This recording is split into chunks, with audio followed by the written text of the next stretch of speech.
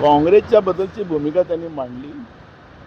काँग्रेस पक्ष या देशाच्या स्वातंत्र्य लढ्यापासून तर 2014पर्यंत हा देश एक पद्धतीचा उभा करण्याचं काम केलं, विपरीत परिस्थिती उभा केला आणि आज जे लोक सत्तेत आहे ते देश विकून सत्ता चालवतात आहे आणि देशामध्ये लोकशाही व्यवस्था संपवण्याचं पाप ते करतात आहेत.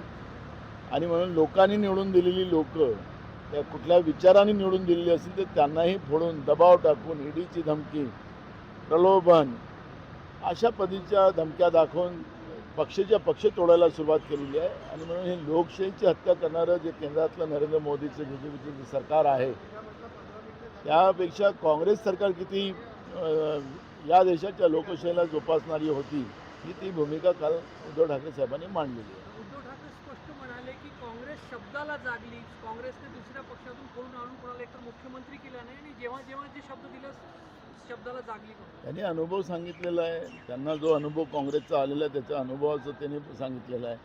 आणि उद्धव ठाकरे साहेबाला काही कोणाला सांगावं नाही लागत, त्यांना सांगायला आणि ते बोलतील. ते आपली मनातली भूमिका त्यांनी मांडलेली आहे. त्यामुळे काँग्रेस किती या देशासाठी महत्त्वाची आहे त्याची भूमिका त्यांनी मांडलेली आहे. वाईट आहे नाना काल उद्धव ठाकरे म्हणजे शिवसेनेचा मेळावा पार पडला, वर्धापन दिवस होता, त्यावेळी काँग्रेसचे उद्धव ठाकरेंनी प्रशंसा केलेली आहे की कशाही प्रकारे यापूर्वी फोडून आलेल्याला कधीही मुख्यमंत्री केलेले नाही. काँग्रेसने कधीही काय सांगाल, एकूणच प्रशंसा केलेली आहे.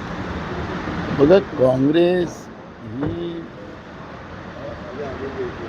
या देशाच्या स्वातंत्र्याच्या लढाईतून निर्माण झालेला पक्ष आहे, त्यागाचा पक्ष आहे. आणि या पक्षाने या देशाचं नेहमी हितच केलेलं आहे. देशाच्या संस्था असतील, देश असेल, सर्वसामान्य माणसाला न्याय असेल, हे काँग्रेस पक्षानेच या देशाला दिलं.